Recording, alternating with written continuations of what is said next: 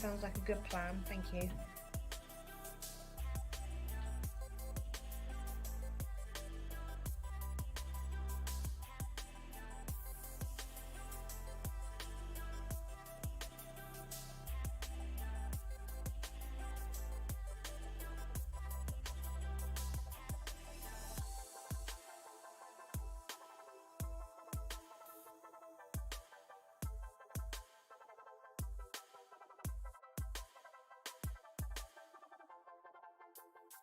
Thank you.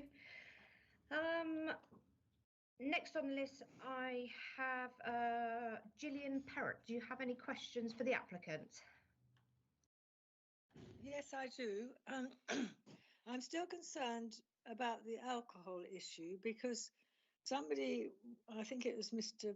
Caton, said that while you're allowed to sell alcohol, which I understand they want to sell 24/7, you're allowed to have live music without having a license for that, which doesn't make sense when the other live music is going to be restricted to, I think, 11 o'clock at night to end. So can he just clarify? Yes, I will, and then I'm sure the licensing officers will as well. Lack of need for a license, a very ugly phrase, only extends until 11 o'clock in the evening, and Right. only for numbers up to 500 persons. So any restriction or permissions are formally positively required for any entertainment after 11 o'clock in the evening, indoors or outdoors. Okay, thank you for that. The other concern I have is to do with the noise. I live at the end of St Mary Wells Street near Parnham, so very close to Parnham. And I noticed that the blue line, the new area, extends right up to including the Airmen's Fields on the west of the river, Brit. I think it's west or south. Anyway, that area there, and if there is music, live music up in that area, that will carry a long way because it's up above Parnham House, and also it would, I think, that blue line. I'm just asking if Mr. Caton, if they would consider restricting that blue line down to the river boundary, down to the River Brit, so that it's just the area around the house. Yes, and that's kind of what I was suggesting earlier, is that that the original, how this happened was, originally we put a red line around the state. Yes. We then, after a little bit of consultation, came back with the authorities and said, well, let's do the amplified music inside the blue line. And actually, after consideration, I believe that the river should be the line for all the entertainment. I tell you why, because there you have a lot of public highway routes through there, whether it be bridle or walking, which was my point earlier. I would like to limit it so that there was only one access through the licensable area for the public to walk, which would be on the footpath that crosses from east to west or west to east, which then would be very much easier for us to monitor, maintain and make secure. Yeah. So I really have no objection to reducing that to the river. Thank you very much, because that area also includes that area of woodland along by the bridleway. Yes. That runs through to Netherbury, and that area has a lot of habitat in it, a lot of 100%. I Yeah. totally agree with you. The land, the way that the topography lies up there would be very against what we're trying to do, which is being sensitive with music. Okay. Yes. I just want to say that right away across your land, across the deer park, is actually a bridleway, and I ride across there. So it's horses as well you've got to consider, and horse riders. Sure. Okay. Sure. Right. Thank you very much for answering Not those a problem. points. Thank you. Pleasure. Thank you. Do you have any further questions? No, those were the two concerns I had at the moment. Thank you. Okay. Thank you very much. I'll now move on. Do we have Mr. Richard Smith? Do you have any questions for the applicant? I don't have any questions. Thank you very much at this time. Thank you very much. Thank you. And I will now go to Councillor Rebecca Knox. Councillor Knox, do you have any questions for the applicant? I do have a few, just a couple, but many of them have been answered, and I'm really pleased to hear that last statement from Mr. Catton about potentially moving the blue line towards the river and having that the boundary line for music. Sure. My next question applies to the red line, which is the property estate line, which according to page 74 of the application still indicates that you would be able to sell alcohol from any type of mobile unit within that boundary. Are you considering with the committee potentially aligning the red licensing line for alcohol with the blue line? So the blue line would now be along the river, and so the alcohol and music would be the blue line along the river and the current blue line to the east of the river. Yes. That's brilliant, because that sorts out a problem I had at the top. More containable.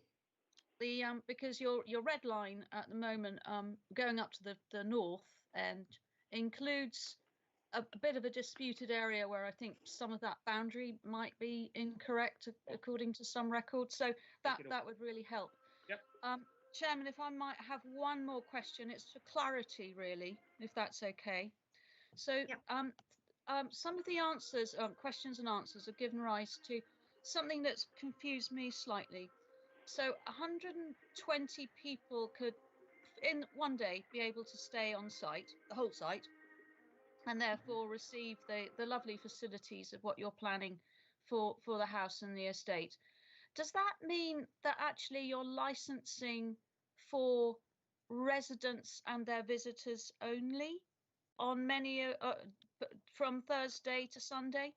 Yes. So you're not going to receive, you know, I live across the Vale and I might want to pop in for a pint. You're not that type of a venue. We are definitely not going to open to the public. No, we don't. Someone is playing music.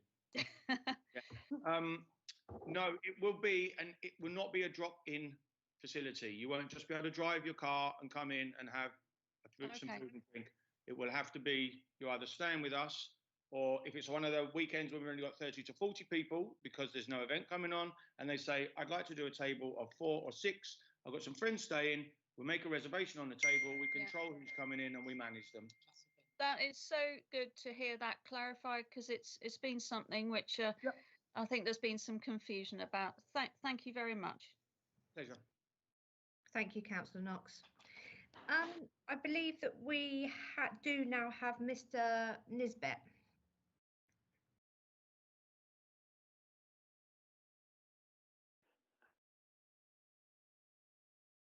Hello, Michael Nisbet speaking. Hello. Do you have any questions for the applicant? At this stage, it's obviously just questions only, and then we will be coming back to you later for your statement. Yes, some of my questions have been answered already. Okay. I've been referred to in a councillor's earlier question when he asked about the 2 cottages at Millground, which are some of the closest premises to Parnham. I have met Nick up to half a dozen times informally. So, hello, Nick. Hello. A quick appreciation that I have learnt new things from your presentation today, and some are partly reassuring. Good. One item I would like to offer you the opportunity to clarify. Earlier, you said that when looking at the blue line and looking at the bridleway that goes across Parnham from the river to the road, you described that bridleway as occurring inside the blue line area. Having looked at the maps myself and tried to draw it and tried to walk it, I do believe that the east to west bridleway, across which a previous speaker came, is actually north of where the blue line is drawn. And so the blue line actually would exclude that bridleway from its licensed or activities area. Would you agree with that? Yes, looking at the map closely now and seeing where the actual blue line has been drawn, because it sits to the south of what is going to be the car park. You're absolutely correct. It means the car park is outside the area. There's no need. And your bridle way now sits outside of the licensable music and alcohol license. Correct. Because I think that's been a question which several questioners have sought clarification on and have been greatly reassured by your listening and your flexibility in saying unequivocally, yes, we are ready to adapt the area to be inside the blue line on the east bank of the river only. Correct. And I think that is very welcome. And I don't know whether that can be part of the application or not. But I hope that comes to pass. My second question has to do with when we met on Saturday, you were walking past and you happened to fall into conversation with me about the application. Yep. You said some things which have only partly been clarified in your presentation today. Yep. So what I'd like to do is take the opportunity. I think what it boils down to is that there are 5 different numbers floating around, and I'm trying to just get a clarity on the 5 different numbers of people. What you said to me on Saturday was there will never be more than 20 people there, and, quote, I guarantee you will never even know we're there for the next 3 years. And then you said, except perhaps for some events. You've clarified today that the 20 you were referring to, in fact, refers to house guests. And the next number up, as I understand it, is 120 to 130 hotel guests. The top number we have heard has been in the application up to 5,000 10 times a year for amplified music events, which is now being clarified. But between that, we've also heard the number of, say, 500 to 1,000 for a food fair. But if I then write these numbers down, the 120 hotel guests, and then the top 2, the 500 on the food fair and the 5,000 in the license for events, the middle one is missing still. And that is because I get the impression that in addition to guests, there will be daytime visitors to the various activities on site. They could be things like your crafts or showing a film or whatever it might be. But it is the ordinary daytime visitor number that you are anticipating that I'm trying to zero in on. It's somewhere between your 20 and your 5,000, probably below your 500 to 1,000 for the food fair. What would be your anticipated visitor numbers on a day? At any one time, we do not want to go over 130 people on this estate. And unless it is an organised event like the food fair, where we would entertain whatever the local authorities suggest is sensible for us to do. So garden visitors would be included in that illustrative number of 130 to 120. So at a wedding, so if there was a wedding, we would have, you'd have 130 people, of which next year there might only be 30 to 40 people will be able to stay because of the accommodation we will have. The extras will come in through taxi or they might go themselves.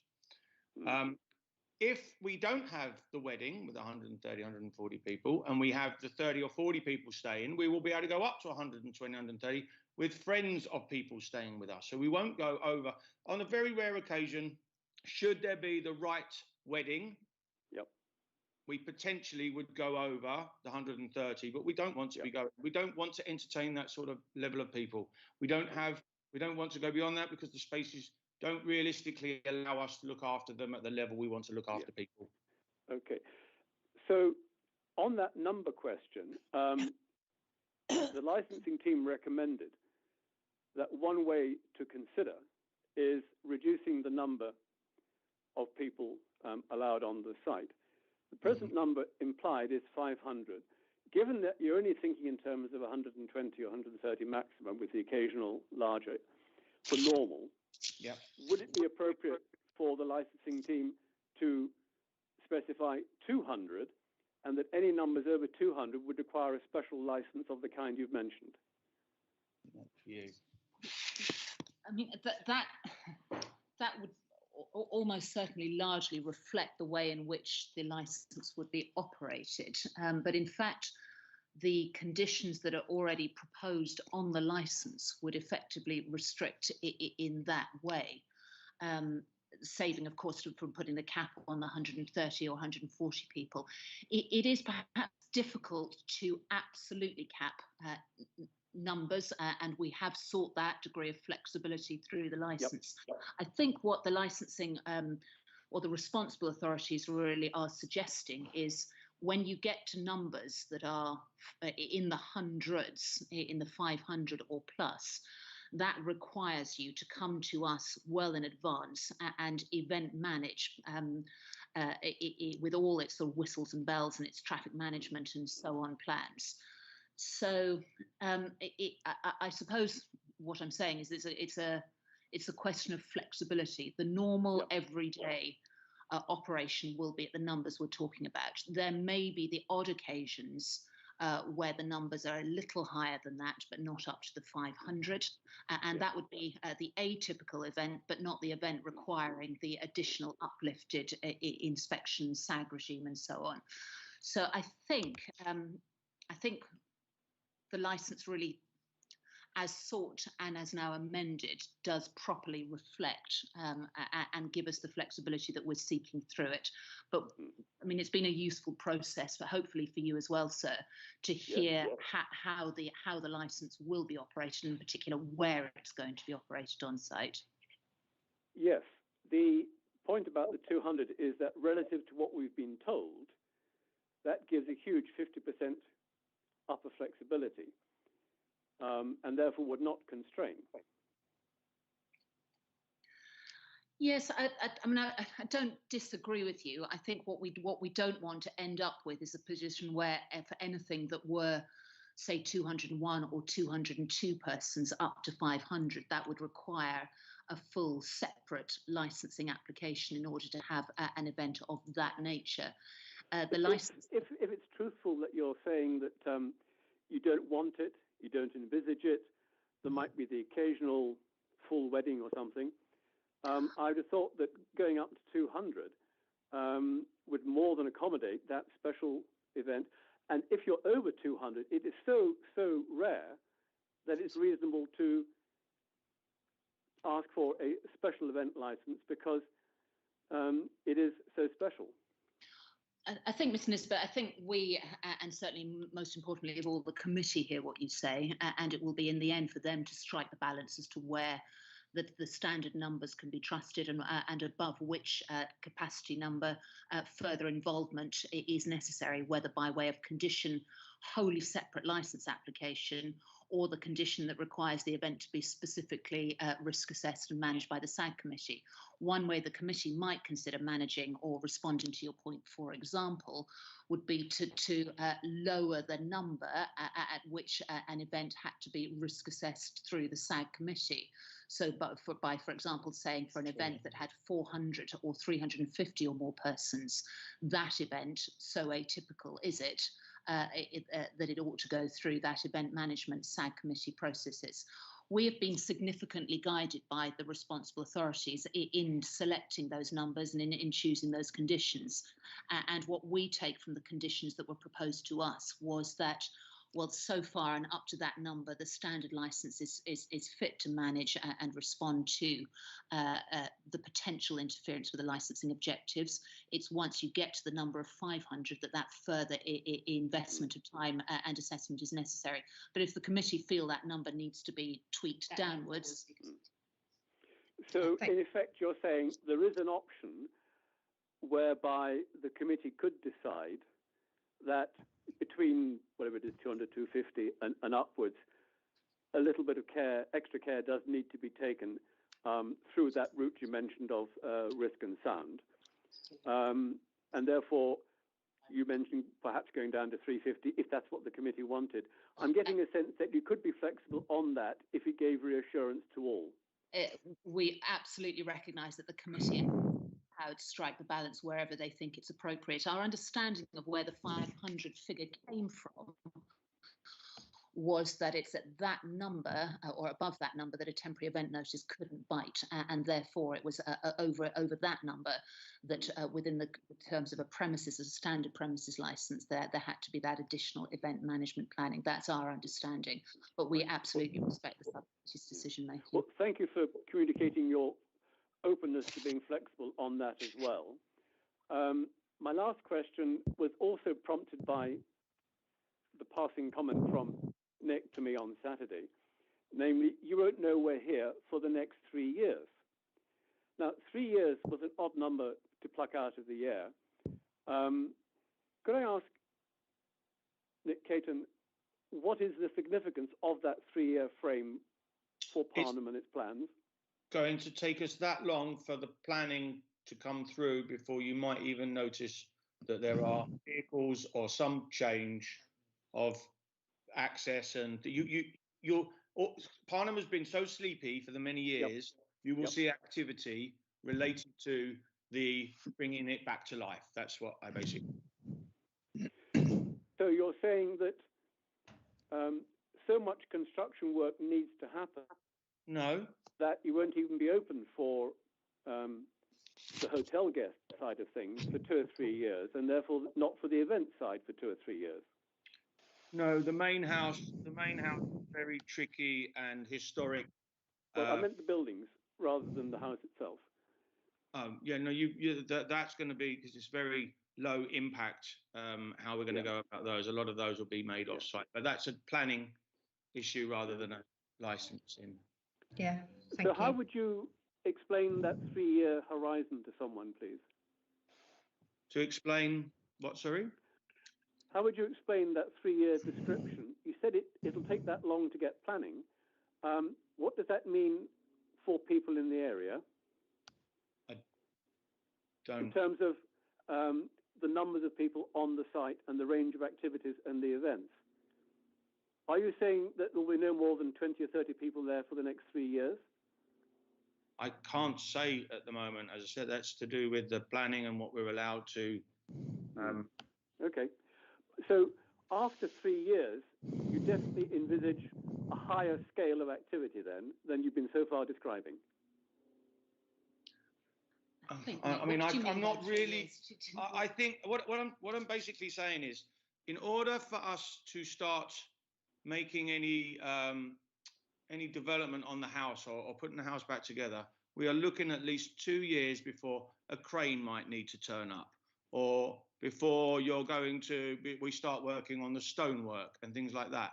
So for the time being, there's very low levels of infrastructure changes. And in a couple of years, maybe more. It depends how long planning takes, because there's so many intricacies to deal with a grade 1 listed building such as this. I would guess that's when you will start going, things are changing at Parnham. Yeah, it's an illustration of the start of construction on the main house. Yes. Thank you. Now I can picture that. The last question I have for you is, when we spoke and listening to your remarks earlier, you made quite a strong point about it's a matter of building trust and engaging with people. And you have certainly been in the hot seat, and I compliment you for taking all these questions on behalf of Mr. Perkins. Okay.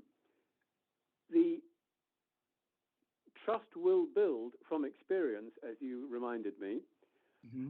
Would you therefore be fully in favour, given this 3-year horizon you've got, of there being a review, as noted by the licensing team, within 3 years of a license being granted to you, so that it is an opportunity for everyone to pause, collect their breath, and think about the actual experience? So thinking about a review don't think that's relevant, Chair. within 3 years. No, that obviously, if there was to be a review within 3 years, that would be down to the applicant to to put a review with the residents, not with the local authority for licensing. Like we've said, if we grant the license and there is any issues around the way that the premises is run under those license and under the conditions that are on the license, then anybody has a right, providing they've got evidence, to bring that license to actually bring that license back into the licensing team to say, we believe there's been an issue, this is the evidence we've got, and the license will come back to committee. That is the only way that we would review a license, as the licensing committee, as if it was called back in if it wasn't being run properly. Right. So Chair, can I also add, if Mr. Caton decides to have a party this weekend of 400 people there, and he's very generous and gives away all the alcohol, has the loudest music there would be no controls over that. No. However, if he's running a licensed event, all the conditions that are being suggested in place gives it a fair degree of control by everybody over the event. Well, he has actually been holding social events that I've been hearing. So there's a noise issue already emanating from Parnham from the middle of July onwards on Fridays and Saturdays. But on this review point, I take the point that a review can only be initiated if there is a problem or a possible problem of the license. In turn, that means that you cannot ask for a review because of a major new phase being on the horizon, because the new phase hasn't happened yet. Is that right? Yes. We can't review something that hasn't happened, and obviously we've got no right to review it after it's happened unless there's an issue there. So Parnham will then have to live under the possibility of a problem occurring, triggering a request for either a variation or a review, only from a problem occurring, but they never know if it's going to happen. No. Why would you want to have a review if there's not a problem? Yes, I mean, you'd only bring a review in if there is an issue with the way that the premises is being run under the license that it's granted. And if say, for example, if the license was granted on this, and then in a year's time they decide to have a massive, great big festival with music playing day and night and it just being completely rowdy, that you could call that back into committee, and this is worst case scenario I'm using now. You could bring that back into committee. We could turn around and say, well, do you know what, this is completely unacceptable. It's not what the license was granted for, completely broken all your conditions. We do have the right there and then to actually just revoke a license if we have have the evidence there. This means that the application has to be taking a long-term permanent view. But you wouldn't expect the Red Line in the square at Beaminster to have a periodic review of its license. It just doesn't happen. No, it doesn't. Once it's in place and if it's running smoothly, there would be no review. There was no need for it. I understand that. What I'm trying to get to the point is, when you on the committee, having got the clarification of what 3 years means from the applicant, the implication is that on the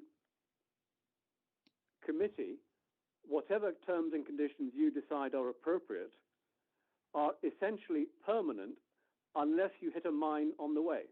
Yes. Yes. We can't anticipate problems before they occur. We can only set conditions under which they will then operate. We have to if they fail to, we then can have redress, but we can't do so unless and until they fail to comply. Yeah. Yes, if people believe they fail to comply. Yes. And it's evidenced. Evidence. Yep. It needs to be evidence-based. Yes. And could I just conclude by complimenting Nick again? Listening earlier, you were very clear that you were comfortable with decibel sound meters. That was part of your normal kit, your normal background. And I had not expected that. And I do hope that is built into whatever conditions do come, because it will provide that evidence which should be publicly available, showing that Parnham is doing a good job. That's all we want to do, is a good job. Well, I hope next time you do try to make contact with me. 18 months and no contact initiated from Parnham was a bit of a gap between the hopes and the reality, and other people have mentioned the gap between hopes and reality. Your contribution today has helped to close some of that. Thank you. Do you have any further questions, Mr. Nisbet? Thank you. I was rounding off. No. Okay. Thank you very much. According to my list, that's everybody that has requested their right to speak, has asked their questions of the applicant. Thank you very much, everybody, for your questions. Really appreciated. I am now going to move on, and I'm now going to move on to the responsible bodies. And I do believe that we have got a representative here from Environmental Health. Is there anything that you would like to add? Thank you very much, everybody, for your. Oh, Jane, sorry, there's. That's right. There's a background YouTube happening, I think.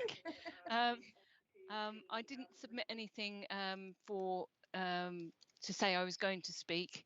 However, if there are any questions that the subcommittee would like to put forward to me at this stage, I'm very welcome to take those. Okay, thank you very much. Councillors, do you have any questions for Environmental Health for Jane? I'm trying to think of some difficult ones, but I can't at this moment. Thank you, Councillor Fry. Councillor Weller. You're muted, Councillor Weller. So I am, thank you. I can't think of any, even having given myself that little bit of time, I can't think of anything offhand at the moment.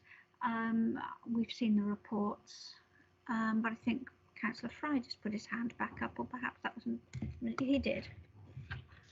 Jane, do you have are you reassured by what you're hearing from Nick Caton and about the noise monitoring in the local community and his willingness to take the noise monitors around the area?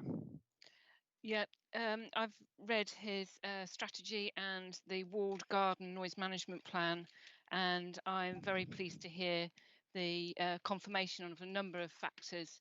First of all, reiterating that noise management plan was only for the walled garden, but that there is progress considered for other noise management plans as the availability of other areas become available for the use of entertainment.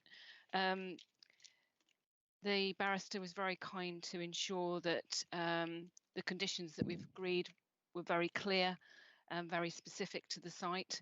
Mr. Caton was very kind to advise of the 100 to 120 people, the number on site they intend to have, etc.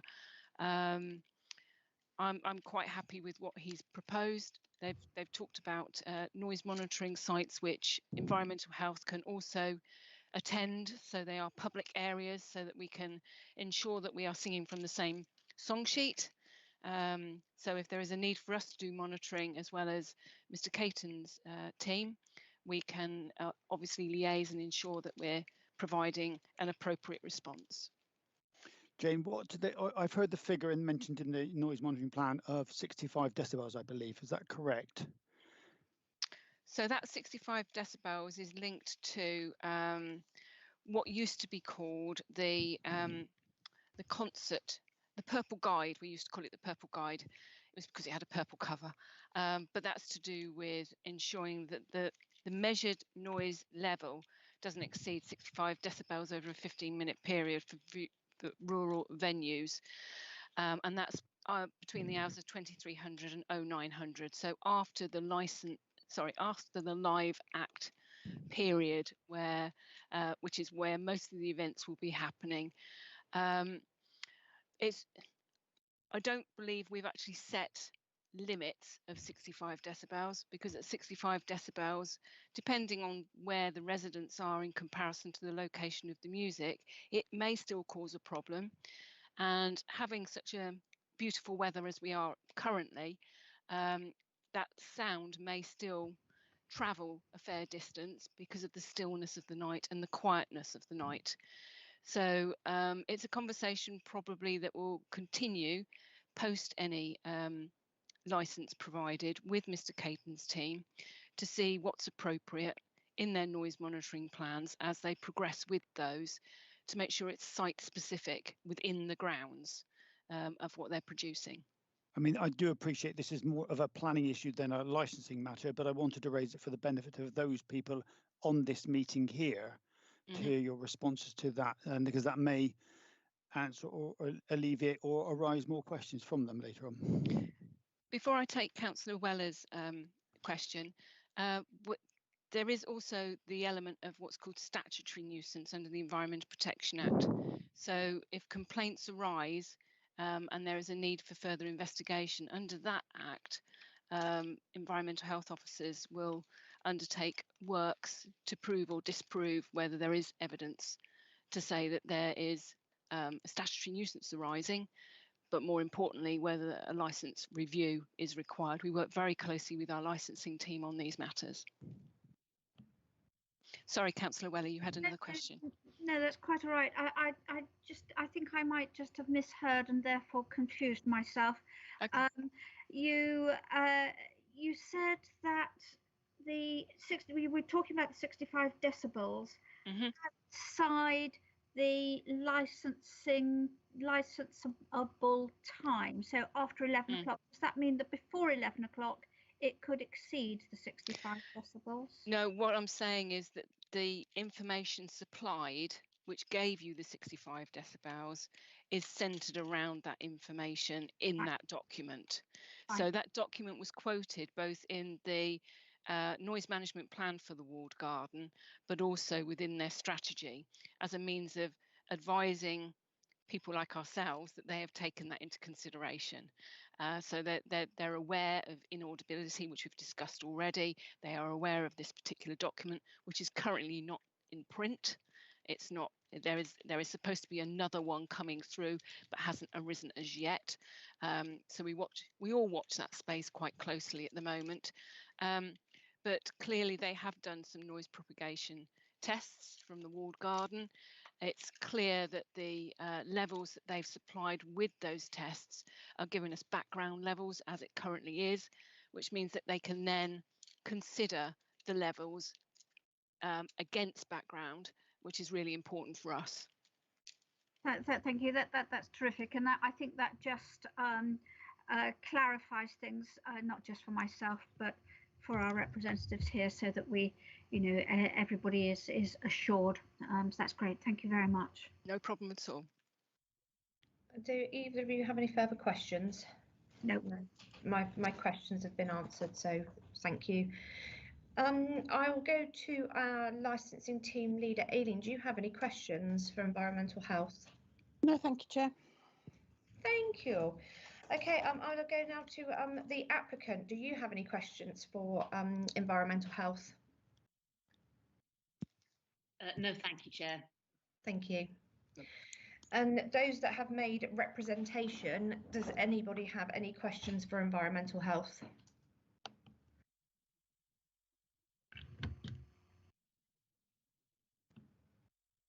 No?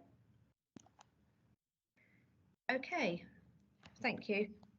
Thank you, Thank you, Chair. Appreciate your time. Thank you very much. Thank you, Chair. Okay, I'm now going to ask any person who has made representation and has indicated that they wish to speak with their attendance notice to address the subcommittee. May I remind each person that the subcommittee has read all the papers before them, including all letters of representation, and you are asked not to repeat anything that you have already put in your representation, although you may amplify it. So again, because we're going back to, we're coming back now to the speakers, you will get 15 minutes to put your case forward. And like I've said, I will reiterate that we have read the all the representations in front of us. So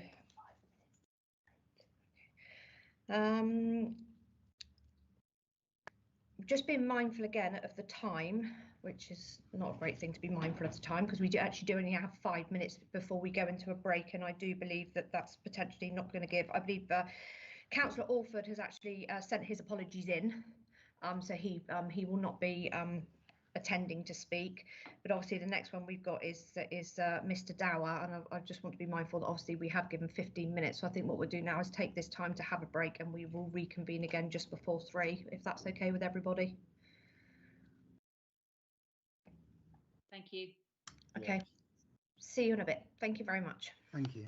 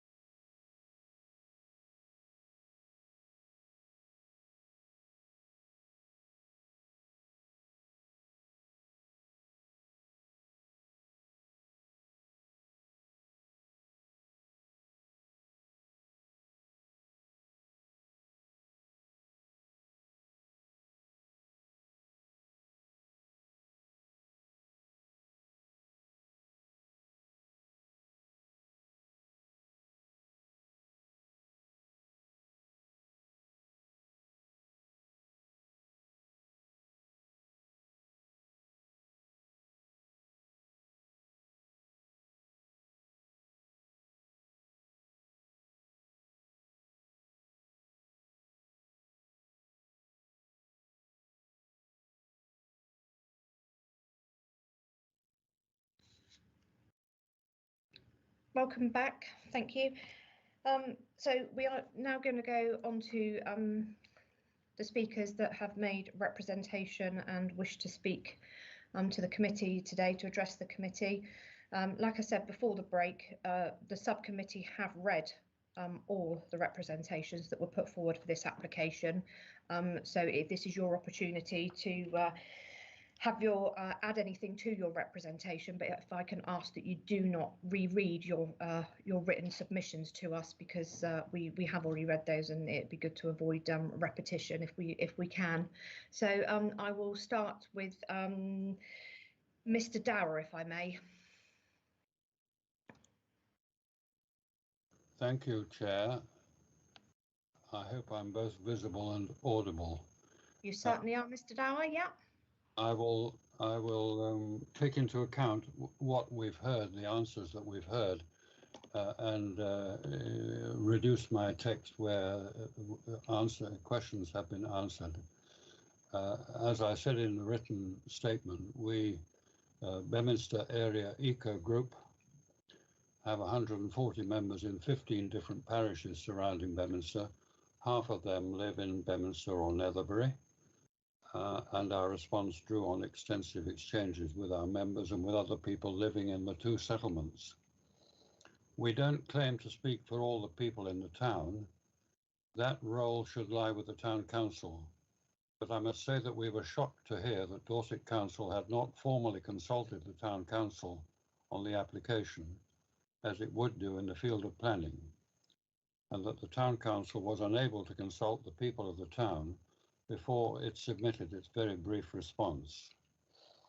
We welcomed the prospect of the restoration of Parnham House, and we've noted all the proposals in the licence application.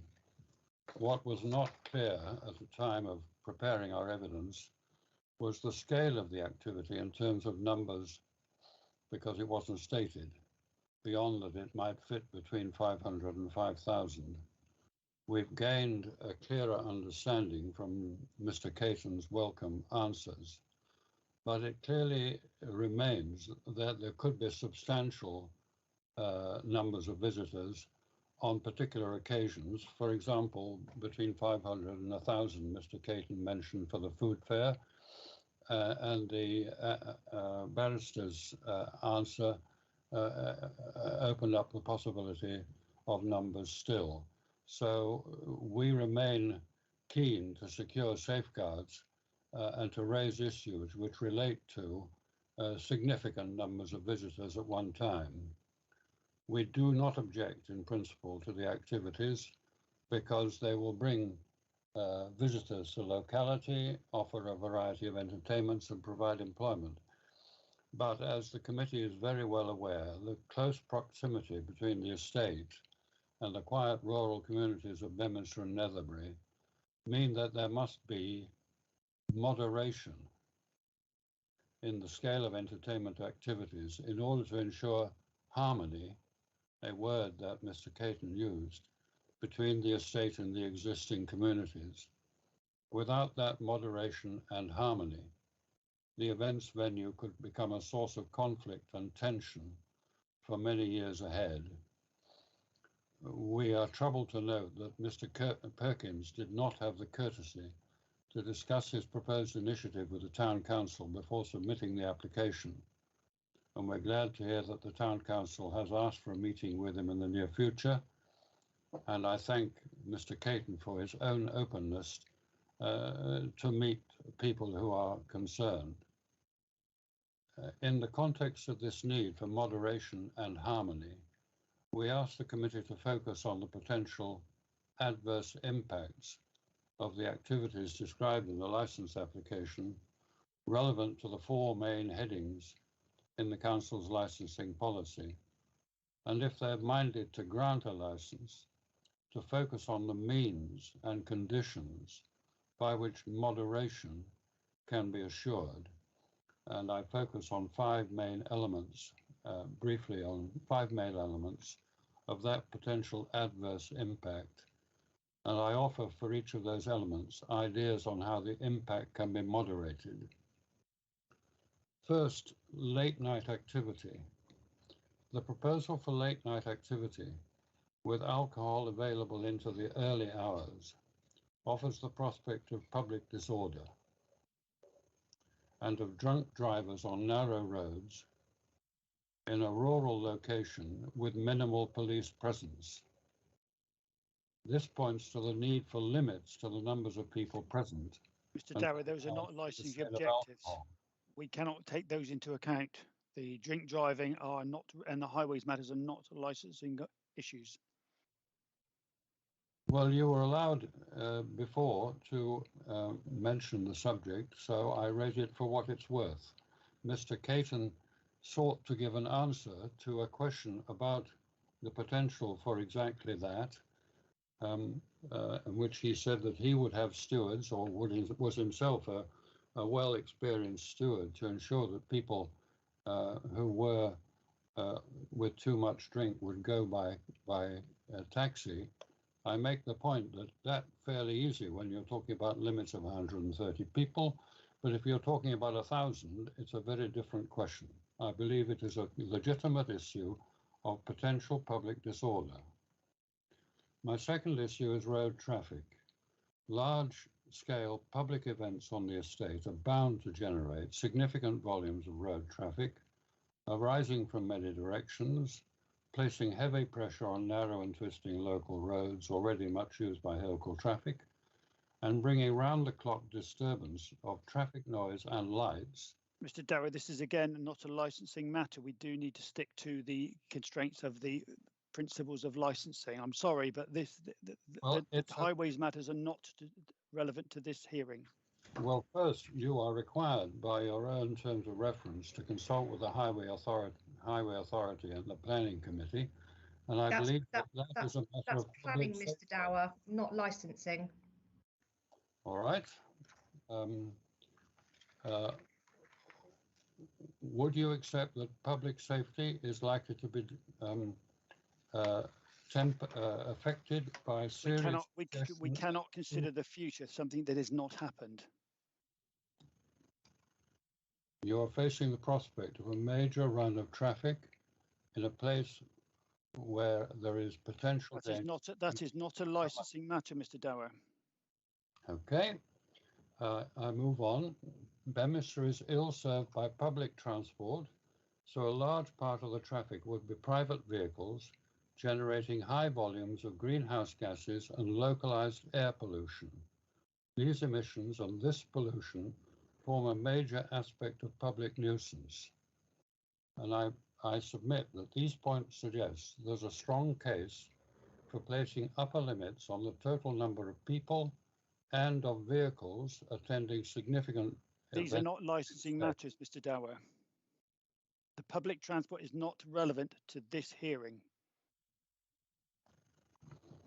We need to stick to the prevention of crime and disorder, prevention of public nuisance, public safety, and protection of children from harm within the environments of the licensed premises and where the applicant sits on. We cannot consider anything outside the application boundary. Very good. I apologize. My third point is about noise and nighttime lights, which I know that you have recognized are potential areas of public nuisance. And we have covered those, I believe, adequately. Right.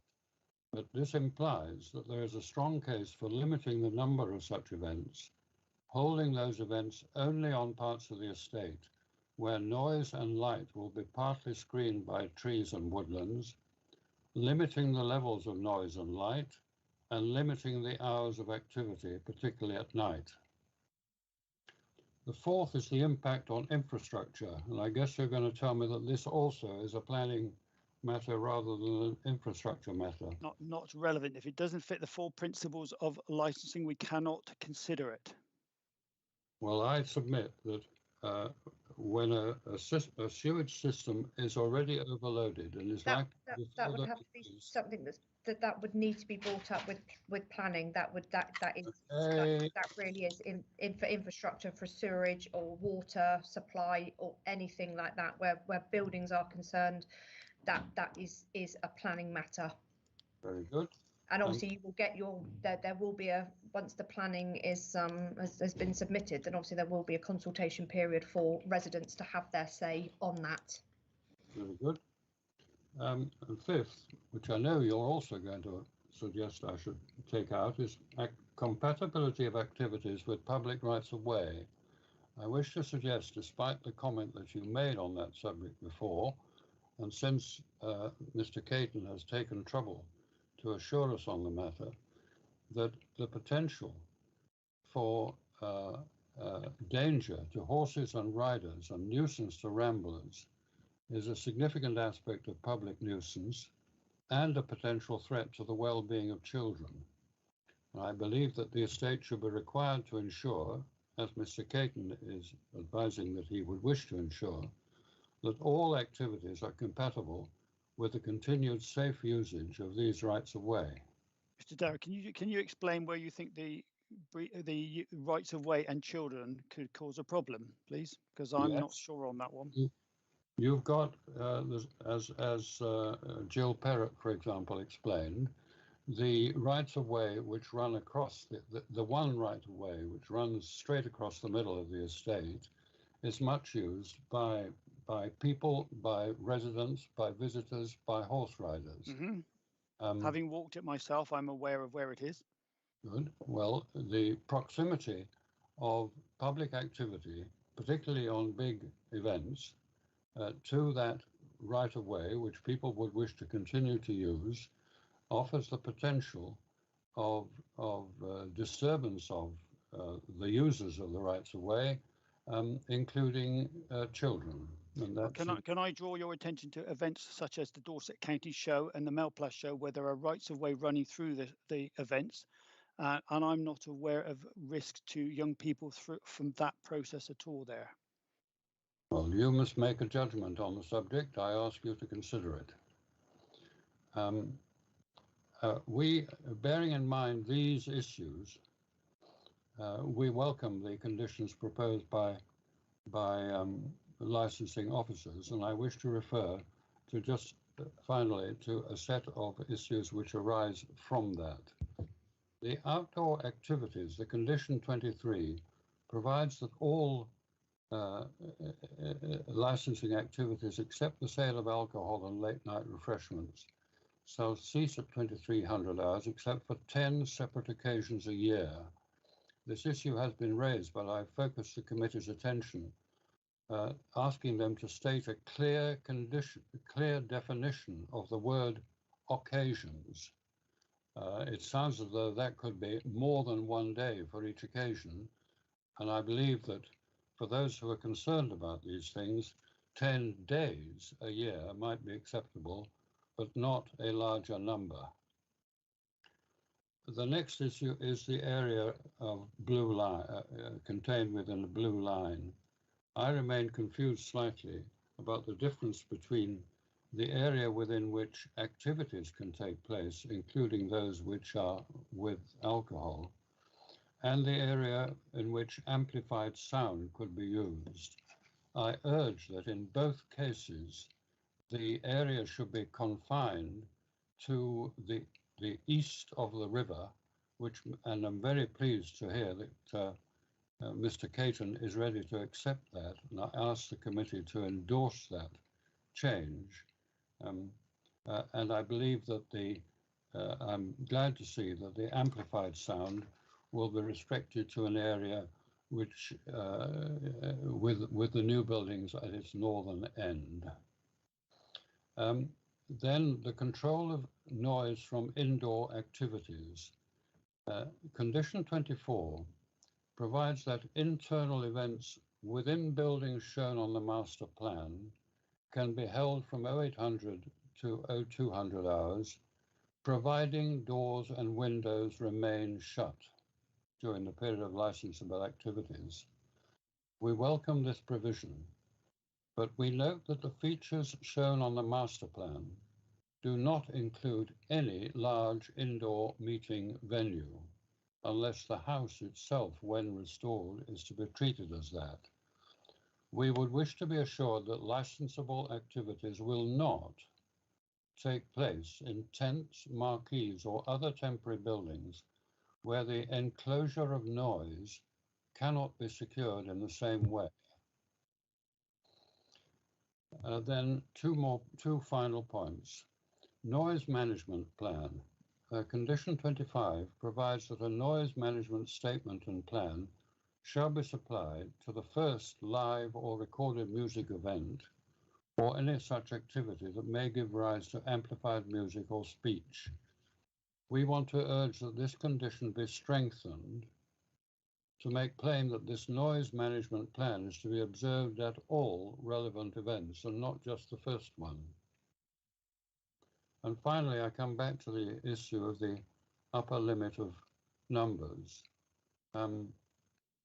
Condition 30 provides that there shall be an event management plan and risk assessment for any event with a capacity of more than 500 people.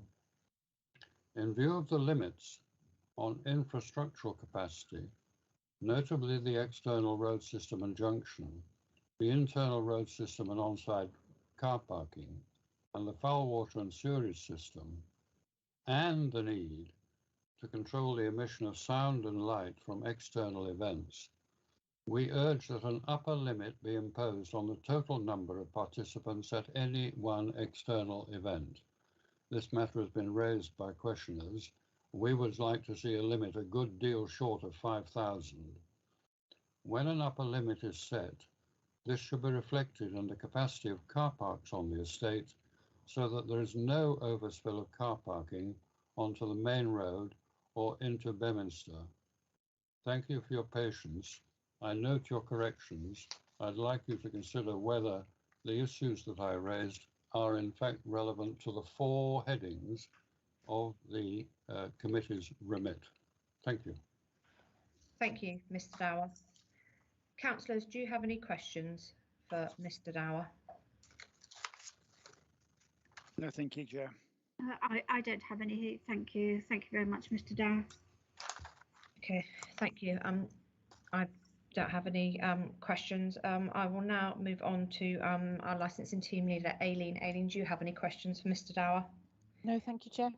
Thank you. And I will ask the applicant, do you have any questions to Mr. Dower? No, thank you, Chair. Thank you very much.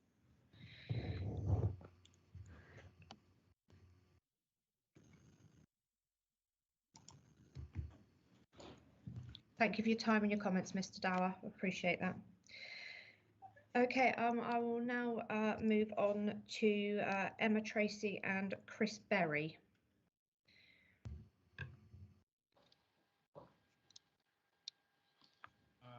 Good afternoon. My name's Chris Berry. This is my wife Emma Tracy. We live in Netherbury. We're going to be speaking together, well, not in unison. First of all, we'd just like to say that we support the restoration of Parnham House, but have some serious concerns principally about the noise. And we'd like to add some further points now that we've seen the reports pack and heard the speakers this morning and this afternoon. The alcohol boundary, as shown on page 74, covers the whole estate, and we believe, after hearing Mr. Caton this morning, that this is being brought south to match the noise boundary. We would like this confirmed formally, as well as Mr. Caton's agreement this afternoon that the boundary for alcohol and amplified music will in fact be reduced to the river on the west side, so just the east side of the river for alcohol and amplified music. Our concern about the extent to which sound travels in this area and along the Brick Valley has been supported by the noise consultants. Their noise propagation test in the walled garden indicated that music played in the walled garden resulted in music clearly audible at several locations. That's on page 82. This demonstrates the need to examine noise very carefully, as the walled garden is central within Parnham's land. In addition, it cannot be right to assume that the results from the test event of the wedding in the walled garden in September are applicable to events of this type from all areas, as they have suggested on page 80. We would like reassurance that there will be further noise testing and, following this morning, we would also like clarification about the end time of amplified noise. Is it 11 p.m. as Mr. Caton said, or still until 1 a.m. on 10 occasions? In addition, this application seems premature. No one can be sure what buildings will be proposed nor where they will be, particularly as the updated master plan in the report pack is very different from the previous one included in the application. We are also concerned that it is still not possible to know the scale nor the siting of events that could be planned. There could be 10 occasions a year with large numbers of people, but we feel that this is too vague, as it does not give an upper limit to the number of people, nor specify the number of days included in an occasion. This could result in events over a high proportion of days in the summer. And echoing Councillor Weller, we feel the impact of noise on local wildlife shouldn't be ignored. This is an area with plentiful wildlife, and studies have shown that even low levels of additional environmental noise have an impact on animal behaviour. This effect on our environment should not be neglected, and we do not feel that the issue was properly addressed by Mr. Caton. Finally, we welcome Mr. Caton's commitment to communication with the local community. More information about plans and events will certainly help to develop a good relationship between Parnham and their neighbours. That's all we have to say. Thank you. Thank you very much. Thank you. Councillors, do you have any questions? I don't have any, thank you, Chairman. Emma and Chris, I take it that you will be happy with the proposal for more noise monitoring by the Parnham Park and in conjunction with the council's team to ensure that noise does not travel or the sound is not intrusive by any fair degree? Yes, happy with that, but concerned that it will still travel, given that the tests seem to suggest that it will. I think we accept that, but what we would want to see is some future testing in different levels of weather and different conditions, because that would clearly then obviously have an impact on the animal wildlife in the area. So it all goes hand in hand with there. I'm just trying to look at any other points that we haven't covered. No, I think I've got that's covered for where I want, but thank you. Anything else from you? Okay, no, I have no questions at this time. Thank you. I'll go to Aileen, the licensing team leader. Aileen, do you have any questions? No, thank you, Chair. Thank you. I will now go to the applicant. Do you have any questions? No, thank you, Chair. Okay, thank you. Okay, thank you, Emma and Chris, for your time today. Appreciate that and appreciate your comments. And obviously we will do a summing up case at the very end of the hearing, so you will have a chance to come back and make a final have a final response. Okay, now Lorraine, is Lorraine here?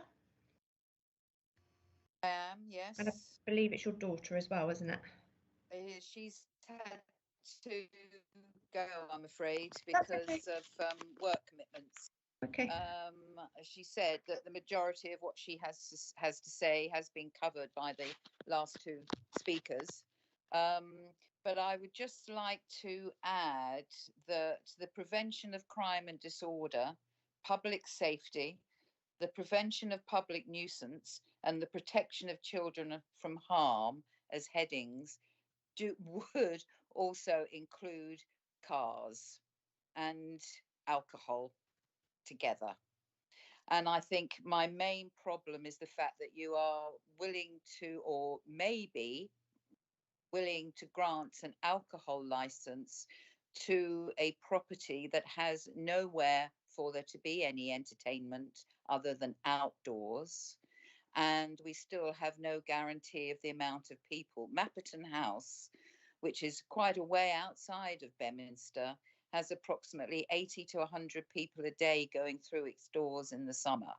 That's not a million miles away from what Mr. Caton was saying that they intend to have there. So, and it's although it's not a hotel, and a hotel won't be at Parnham yet, but I am very concerned. And Councillor Fry mentions Melplash. Melplash show is 1 day a year. That's all. And it's having a license for 365 days a year and monitoring the public rights of way through all that time is very different to the shows that go on here at the moment that we have, which literally are 1, maybe 2 days a year. That's all. Other than that, I think you say that you can't comment on anything in the future, only what you have in front of you. Well, all of this is about the future. All of this is about what will happen. So I don't see that comment really carries an awful lot of weight. And I am actually, and this is not just for you, it's also for planning, I'm absolutely appalled that planning and licensing don't have any connection whatsoever, when it is obvious, patently obvious, that they should, and that one should take into consideration the other. Thank you. Thank you for your comments. Councillors, do you have any questions? Nothing for me, Chair. Nothing from me either, thank you, Chairman. Okay, thank you. I have no questions. I'll go to Aileen. Aileen, do you have any questions?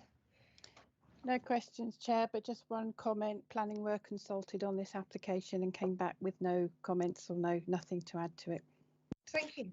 Chair, can I come in? Aileen, when the licence regulations were changed a few years ago, West Dorset gave away more 365 24-hour licences than anywhere else in the country. Would that be correct?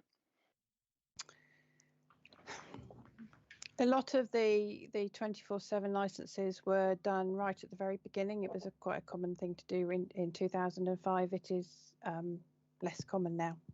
But we didn't have a lot of problems as a result of that issuing of those licenses. In fact, it dissipated a lot of the problems. In fairness, all the licences for 24 hours that were granted in 2005 were not objected to, and so didn't come to a hearing. Thank you. Good. Thank you. I will now go to the applicant's representatives. Do you have any questions for Lorraine? No, thank you, Chair. Thank you very much. Okay, and so I will move on. I do obviously have James Green on. I don't know whether James is now in the meeting. No? Can't see him attending, Chair. Okay, I now have Mrs. Horner. Mrs. Horner, is there anything you'd like to add to your representation? Hello. Hello. Can you hear me? Hi. Yes. Yes, somebody had asked me to read out a letter, so if I could just read that, and he's not here at the meeting. Who's the letter from? It's a Leatherbury resident. Okay, because this would need to be a representation from yourself. Okay. It's regarding to you've obviously come back in the allotted committee time to say that you want to speak to the committee on behalf, which every other resident would have been given that time. So if a resident wished to speak on for themselves, then obviously they would need to have attended the meeting. So I could have everybody that would come up with letters from residents that couldn't attend. So it would need to be an addition to your representation that you've put into the committee. I think quite a lot of people were too late for the representations. That's trouble, and a certain number of people, they don't have laptops, or they don't have Teams and that sort of thing. So can I leave it then? I mean, it was about noise. He's played at Glastonbury, and he says that noise travels much further than you think, basically. Okay, have you got anything that you would like to add to your representation?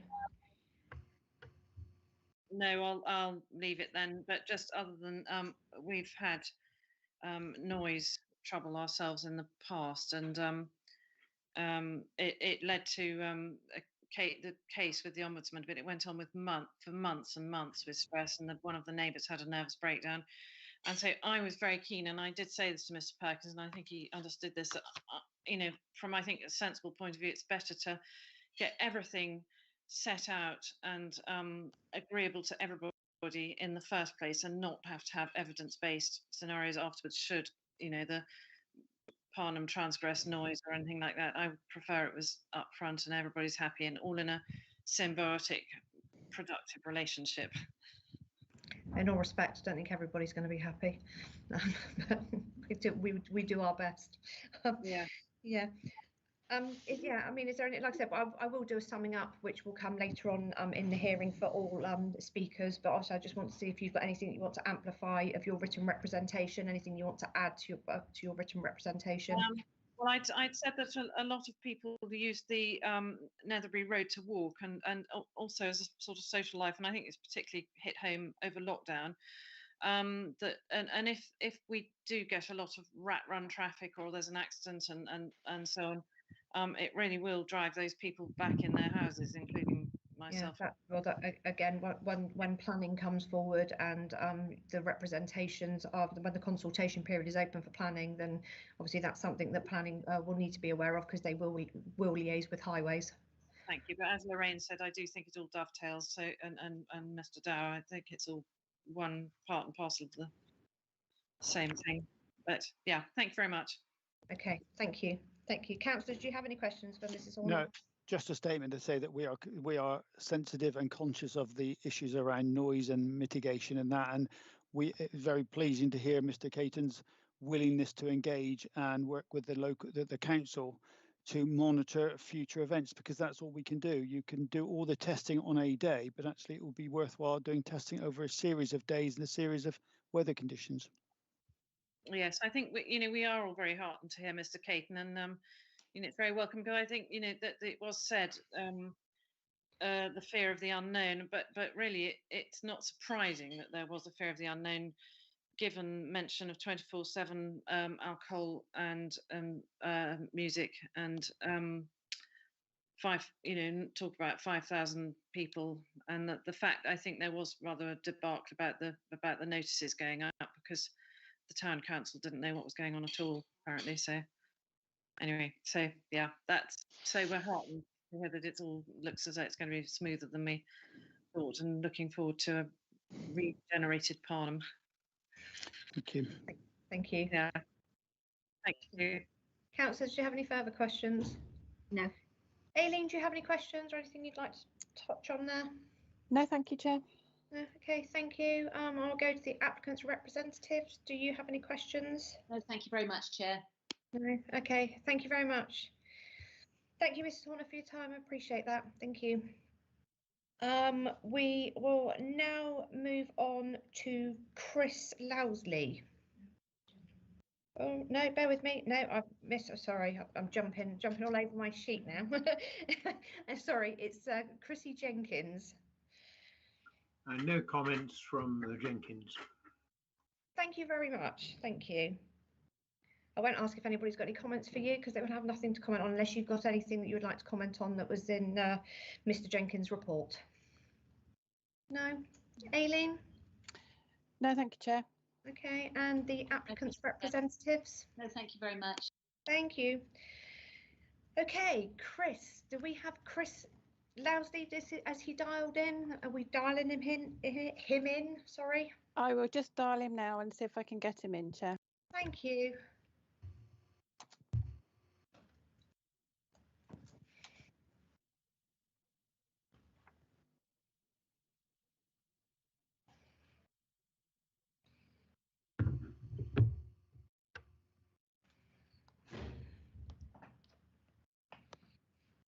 Mr. Lowsley, have you joined us?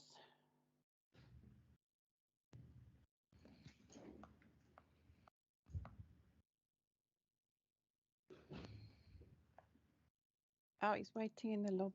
Oh, no, that's... I'll just try that again, Chair. Okay.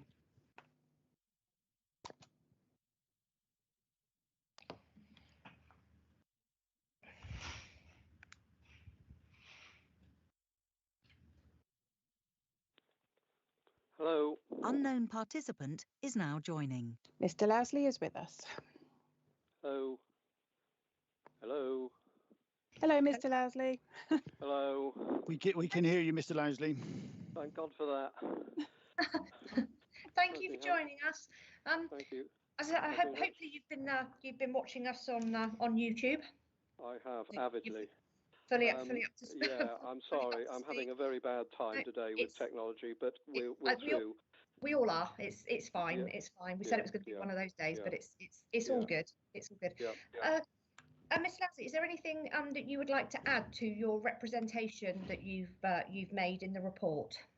Yeah, I would. I'm going to be fairly brief though, because things seem to have moved apace today. I'd written something out to say, but that's all water under the bridge now, because mainly because of what has been said, primarily by Mr. Caton and so on, during the course of the hearing. When we first started, mention was made, as far as I'm aware, for the first time, of Babington House, another enterprise of the applicant. I was completely taken aback because I'd never heard of Babington House mentioned before. I Googled it, and it looked, as far as I can see, it's a sort of fairly upmarket private members club and or hotel. And I thought, well, you know, if that's what's being proposed, it's the sort of thing that Historic England are saying would not be unacceptable. And we moved on from there, and everything seemed to be, if you like, downgraded, because whereas before the application talked about wrestling, boxing, and had visions of rave events and heaven knows what else being held, but in fact we seem to have a suggestion of something much less than that. So really, everything I've thought about saying has, if you like, become watered down, and therefore perhaps I could just make one, concentrate on one issue.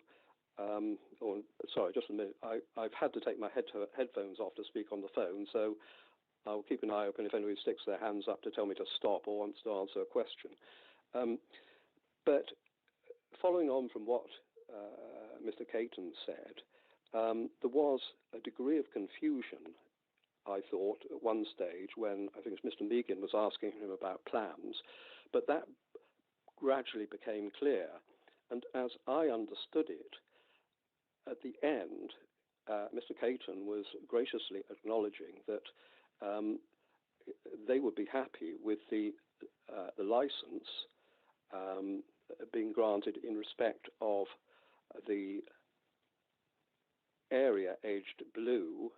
I think it's on page 74 of the bundle, but with the northwestern boundary reduced to the other side, the eastern side of the river. Now, it strikes me that if you have that, and then subject to the other conditions being imposed that there's been discussion about, and there seems to be a large degree of agreement on, then that covers a lot of the worries that have been expressed by people, and quite rightly so. So I would add my support to that, and I'm sure that the committee have taken note of what was said in that respect. So if one can cut it down from the original area of the whole estate to this reduced area, and then no doubt that in due course will be followed up by consultation with the various bodies and so on and so forth. And if Mr. Caton and his team are as good as their word, I hope problems should be very limited. The only other point in that respect was a question of numbers and the business of up to 500. I thought Mr. Nisbet was making quite a good point, in as much as if they're not anticipating more than 120 to 130 at any one time, then if you limit the numbers to, say, 200, i.e. giving another 50%, rather than 500, that wouldn't be a problem. But again, that's presumably a matter for the committee to decide whether there ought to be a further condition there. So, yeah, I mean, I think a lot of progress has been made today, and if that plan for the license and the licensable activities can be tied down and delimited, and the committee can make sure the necessary commensurate restrictions are imposed on the license, then hopefully we shouldn't have any problems. But we will wait and see. So thank you very much. Thank you very much, Mr. Lowley. Thank you for your comments. Councillors, do you have any questions? No questions, Chair. No questions from me either, Chair. Thank you. Thank you. I will go to Aileen, licensing team leader. Do you have any questions, Aileen? No, thank you, Chair. Thank you. I'll now go to the applicant's representatives. Do you have any questions? No, thank you very much, Chair. Thank you very much. Thank you, Mr. Lowley. Appreciate your time. I'll now move on. I've got Simon Megan. Yes, hello. Unknown participant is now exiting. Once again, representing my wife. We live in Netherbury, and what I'd like to do is to make the following short submissions to the subcommittee. First of all, the simple phrase "promoting the licensing objectives" is one that no doubt we're all thoroughly fed up with hearing, but it is very important because, of course, there is duty that is upon the council, that is this subcommittee, and also the applicant, to make sure that those objectives are promoted. Now, the word promoted is very important here. It's not simply recognised or pay lip service to, it's promote, and that word is in the Act and it has to be made sense of. It's there and it has a positive meaning. I have to say that I completely agree with Lorraine Breen, and I also agree with it's Michael Dower in their approach, because licensing, the licensing objectives are clearly prospective. They're concerned with the avoidance of harm in the future, and that's very important to bear in mind. And it is not correct when one looks at the question of public nuisance, which is what we're mainly concerned with, my wife is in her submission, that you simply look at what's happened on the site, because you can have, for example, if people came out of a pub and started a fight outside, then that would be a matter, even though it's outside the pub, the licensed area, which is highly relevant to questions of public nuisance. So the suggestion that anything that happens outside the premises, which has been suggested, and Mr. Dower was effectively told that he couldn't address these points to the subcommittee, in law, that's completely and utterly wrong. And I think we should all bear that in mind. What I'd like to do, having introduced my address on that basis, can I deal with a few short points? I obviously don't need to go through all of the points that I could otherwise have made, but I do have a few. So the first one was the licensing objectives, that's number one. Secondly, numbers, the numbers of people attending and the type of people attending. It seems to me that it's highly sensible to, taking into account the duty to promote the licensing objectives, to limit, because this is all that's required by the applicant even, the numbers. Say 200, maybe 250 if we're going to be terribly generous. But why there should be no limit, I do not understand. And the type of person, the type of person, a customer who is within that limited number should be, and I put this to Mr. Caton this morning, restricted to those who are staying, and of course it could be their bona fide guests. If they had friends who weren't staying but they knew and came to have supper or whatever, then that would be, it would be unreasonable not to allow that. That's why the number of 120 to 130 can be put up to 200 or 250. I'm sorry, I've seen that one member of the committee seems to have left. Are there all three of you there still? Ah, yes. Yes. So it seems to me that that's a highly relevant question. The numbers of people and the type of people, they can certainly be restricted. And if it happens in the future, and it's very much possible, but not probable from what Mr. Caton's evidence was, that they will, that the numbers may go up because of events, then a variation of the license can be applied for at that stage. And that's exactly, can I remind the committee of this, it's exactly what's been written about on page 19 of the bundle of documents by the licensing officers under their recommendation, paragraph 13. It's paragraph 13.4, and I'd ask you to bear that in mind. Having dealt with the numbers of people and the type of people, we then have the hours that we're concerned with. Well, it seems that finally the condition 32, which refers to 3 o'clock in the morning, has gone. We've still got condition 23. Now, one thing I'm not sure about is the 10, whether the 10 events throughout the year or occasions throughout the year are being persisted in at this stage, because what was said, and I took a note of this, and it was at 12:46, just before we broke at lunchtime by Mr. Caton, is that we're not interested in having amplified music after 11 o'clock in the evening.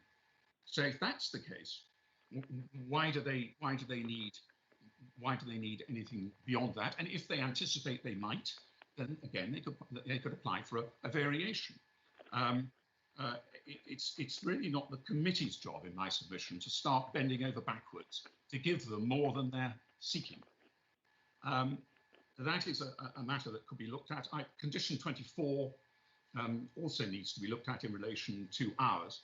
And to some extent, the document that they've put in, the noise management strategy document, it's quite interesting, because if you look at it, it says, and I'm looking at the bundle of documents now. Basically it concedes that there should be no, at the moment anyway, there should be no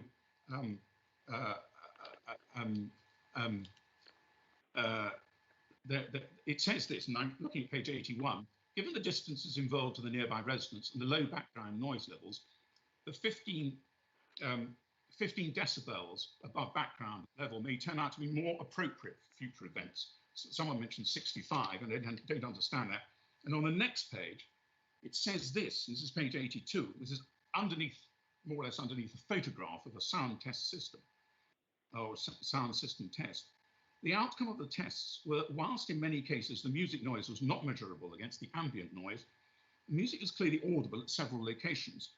Whilst there will be significant improvements for the actual events, the risk of not meeting the inaudibility target has been considered, such that regulated entertainment will not take place externally after 2300. I'd say that's 11 o'clock. That appears to chime with what Mr. Caton said just before lunch. So I would ask you to take that into account as well. In relation to the activities that are covered, a point has been made as to why, if it's going to be like anything like Babington House or whatever, the activities that are sought are actually required, particularly in relation to boxing, but there are other points as well that can be made in relation to that. I'm not going to, by the way, go through the whole of my wife's statement that she has put in, but one thing I would like to urge the committee to look at is what's said at pages 200 to 202, where there are various extracts taken from the policy statement of the council and also the DCMS guidance. These are very, very important. And you will know, of course, and you'll be advised by your legal advisor, that if you are going to in any way depart from the policy statement, you have to state why, and you have to have a very good reason for doing so. We would suggest that there is no reason for doing so in this case, and in fact, because of the width and the extent of the application, you would be wrong to do so.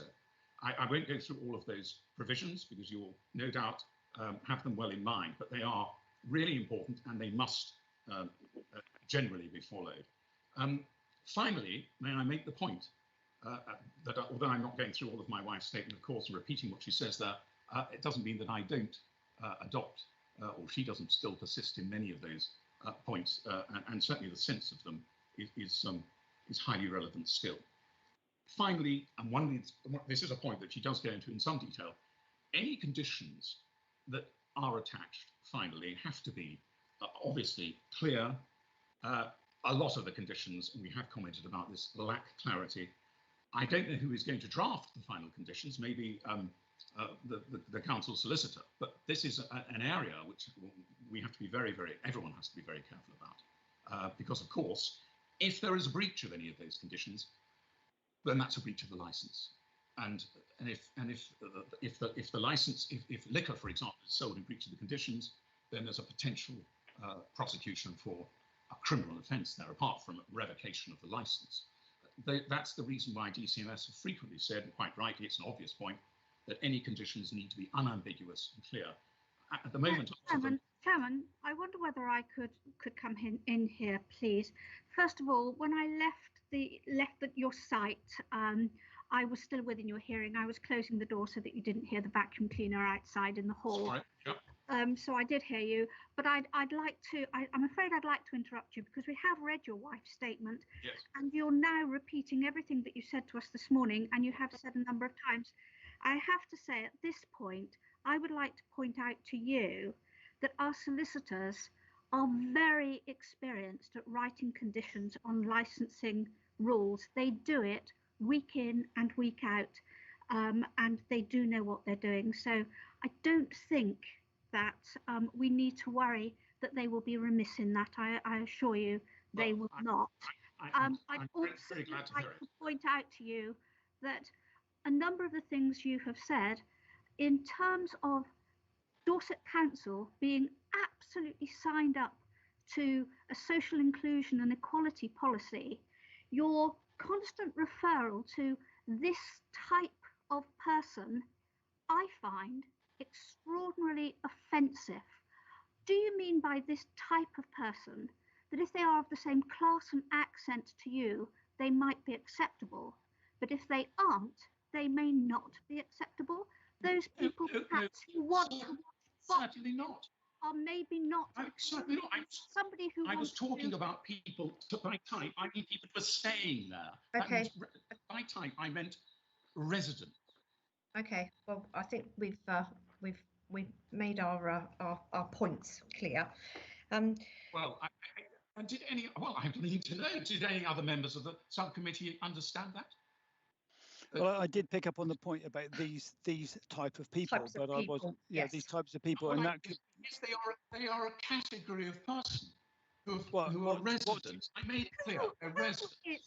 Who is a category of person? This type of person? Okay. It's someone staying. It's not someone who's. It's the wording. It's the wording. It could have been put better. Let's leave that at that. Okay. Misunderstand. I'm moving. I am. You also. Can I ask, Mr. Nesbitt, your final point that you wanted to make, have you made that? Like I said, Councillor Well has made it clear that our licensing officers and our legal representative are very, very good at their jobs, and we don't write up conditions that aren't actually going to be able to be challenged, because what's the point in having them if they're not enforceable? We're not going to do that. It's just a waste of everybody's time and effort if we're going to keep. But then we need to put conditions on that are good conditions and aren't going to tie a license down to not being able to do anything either. So it's very much a two-way street on that one. Do you have anything else that you would like to add? No. Okay. Can I just clarify one point early on? You mentioned about the people, the drunks outside in the road, if they do come from that premise, and then clearly that is the responsibility if they've come from the premises, that would be a responsibility, and they would be held to account for that potentially if there was an incident. But people driving away, traffic on the road is not a licensing consideration. It goes the same as any other licensed premises. It's dealt the same way. Well, I would say that volume of traffic. It's not a licensing matter, I'm afraid. It's a matter of public. No, you might disagree with that, and I understand your concern and your disagreement. But we are, having had the training and we have to sit through the licensing principles and the objectives. Traffic, highways, and those issues are not licensing objectives. They may come under other authorities, other remits, but they're not licensing objectives. Thank you, Councillor Fry. Councillors, do you have any further questions for? No, thank you. No further questions. Okay. I don't, thank you, Chair. Thank you. Aileen, do you have any questions? No, thank you, Chair. Thank you. The applicant's representatives, do you have any questions? No, thank you very much, Chair. Okay, bearing that in mind, we have gone past 10:02, so I am going to break for 10 minutes. We will be back shortly, just after 4 o'clock. Okay, thank you.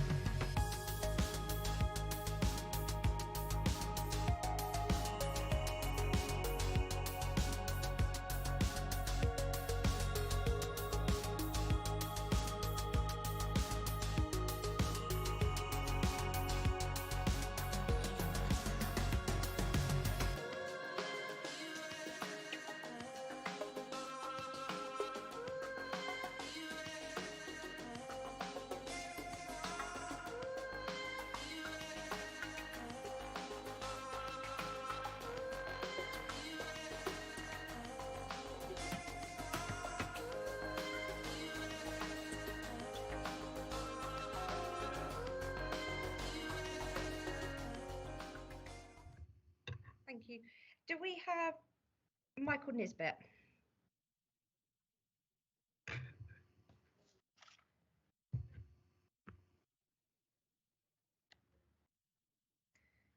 Is he on? Was he dialing in? He was here a little while ago. He seems to have gone. I'm just waiting to see if he comes back in. The other way, just, Chair, go down the line and come back to him. I was about to say, if everybody's happy, then I shall move on to the next one, and we can always come back if that's okay. I'll now move on then to Gillian Perrott. We have Gillian on. Yes, hello. Hello. Just like to say thank you very much for all that's been explained by people in Parnham. And just to reiterate that, you know, the question of reducing the boundary, the blue line boundary to the river, Brit, I hope the licensing team take that into serious consideration. I hope that will be so. And that the alcohol, I understand now, is to be limited to, the music accompanying the serving of alcohol is to be limited to 11 o'clock at night. And that's a reassurance. Also, the sound levels being monitored. Also, I really welcome the openness of the people from Parnham wanting to meet with local residents to discuss anything. That's very helpful. Thank you. I think that's all I want to say. I just hope that the licensing team will seriously think about the numbers of these very large occasions they allow within the year might be limited more than at the moment. Because they're the potential problem for noise nuisance and just general, I think, public problems. And yeah, I think that's and the numbers attending those too, that they shouldn't be too large. Anyway, thank you very much. That's fine. Thank you. Thank you, Mrs. Perrott. Thank you for your comments there. Councillors, do you have any questions? No? Okay, even though you're both muted, I take the shake of the head. No, thank you, Chair. No, thank you, Chair. Thank you very much, Mrs. Perrott. Thank you. Aileen, do you have any questions? No, thank you, Chair. Thank you. And the representatives for the applicant, do you have any questions? No, thank you very much, Chair. Thank you. I will now move on to Mr. Richard Smith. Do we have Richard on? Yes, we have me. Thank you very much for your time today. So I live half a mile from Parnham House, as the crow flies. I'm very supportive of the restoration of the house and the proportionate development of the site to help pay for this restoration and the creation of a viable business.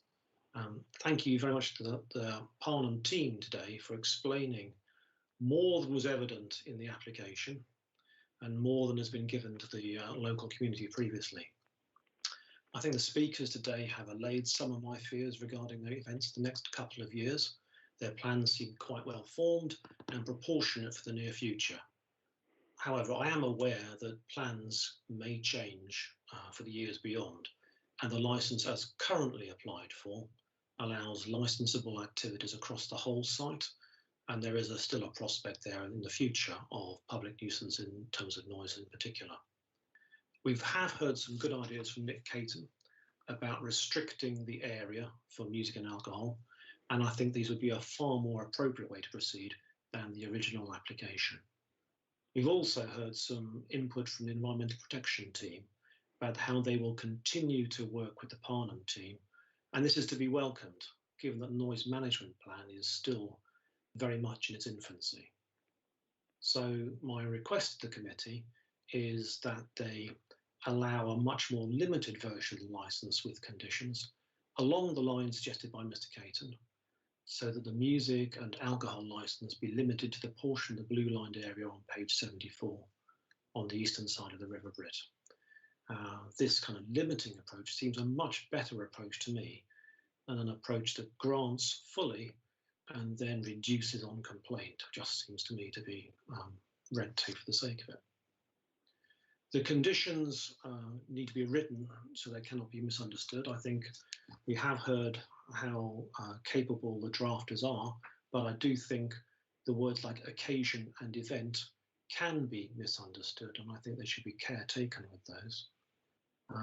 The initial limits, I think, should be conservative to avoid undesirable impacts on the neighbours, and any expansion in the licence should be fully supported by an updated and relevant noise management plan that considers and controls the impacts of the expansion. So I think this way forward provides a real opportunity for the Parnham team to demonstrate the responsible management and community awareness they've talked about by accepting a more limited licence, but from what they've said, one that sounds like it gives them all they need for the foreseeable future. And that's really what I wanted to say. My statement did change drastically over the day as we heard things coming across from the speakers, but it has been a very illuminating process, so thank you.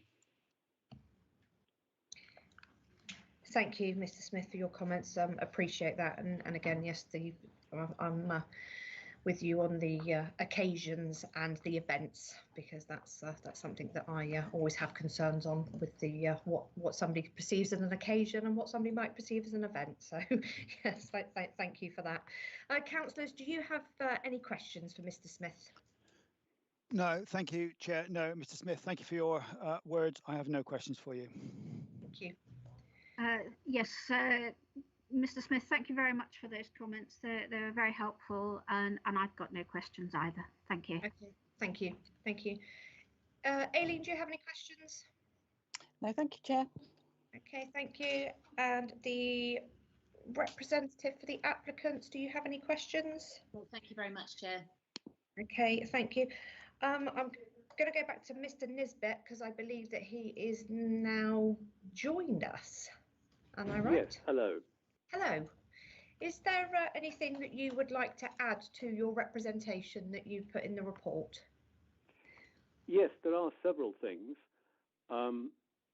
Like others, I have been pleased by the direction of movement today, but there are still some areas where I think there could be a bit of confusion. First of all, to acknowledge what your team has done, because they've added extra information onto your site with the agenda. On the agenda page, where it lists one-page agenda, agenda reports pack, and so on, your team have added a new item called supplement. And in that supplement are two, I think, moderately important documents, which others may not be aware of, who are listening in to this. One of those two is actually the English Heritage Letter from 2018, sent out to all prospective buyers, and which shows the shape of what they expect the new buyer to do. That was withheld from the committee until I pointed it out. Secondly, on that supplement, they have included an aerial photograph of the area submitted by myself, where one can see at one glance Parnham House and Beaminster to the north, and can see the layout of the bridleways and the river, and the airman's grave and the main road. And that may be helpful for people who may not be familiar with the area to see it in one go. If I turn now to the points which I had prepared, I have provided the team Chair, with... Mr. Nisbet, sorry, Chair, is it possible that photograph can just be put up on the screen for those watching if they haven't seen it?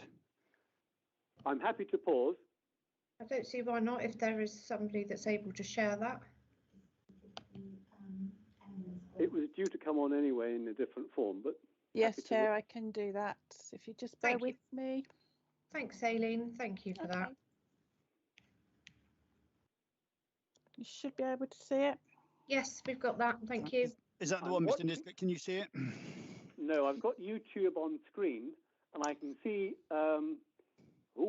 now I can. Yes, that is the picture I was referring to. Yeah. And it's helpful for people who don't know the area to have an overview of just how rural this location is. And the intention was to argue precisely for where we have arrived today, which is that no bridleways should be crossed, and that we have indeed arrived at the blue line on the east side of the river as the area for all activities, all licensed activities, all sound activities. And one of my points of emphasis would therefore be that when monitoring sound, I know that the phrase inaudible is not legally supportable, but in terms of any public nuisance sound, Parnham themselves have referred to this as their amplified boundary. And so if there are to be sound meters on site, I suggest they are placed there, not necessarily on the sound equipment itself. Because if that is going to be the area of sound, east of the river and inside the blue line, then that would seem to be a fair way to place these sound meters for recording what may flow across and cause public disturbance. If I could next turn to documents which I supplied to yourselves. Like many residents, I had to learn about licensing policy and the representations. I've supplied yourselves with 3 documents called supplements, and what they are is simply a group and a list of the relevant paragraphs. And I have grouped the relevant paragraphs from both the guidance and the policy. And these lists form a checklist. For example, there are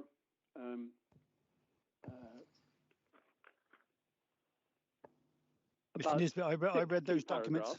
I read the documents 10:30 last night when they arrived. Yeah. I'm not going to go through each one, but simply to describe for the record what they are. And the on terms of fitting the local area, there are 8 crucial tests. And in terms of the operating schedule, there are 9. And going through them one by one, it emerges that this particular application as filed does actually fail the majority of each of those 3 groups of tests. So the question then becomes, how far is it up to us to redesign the application to make it a viable one? You do explicitly have the option to, under your paragraph 612, that if it is significantly out of character for a locality, then it's down to the applicant, not to us, not the council, to the applicant to demonstrate that there will be no detrimental effects. So it's down to them. Today's meeting may have involved quite a lot of progress in sorting that out on many areas. But moving straight on to the issue of the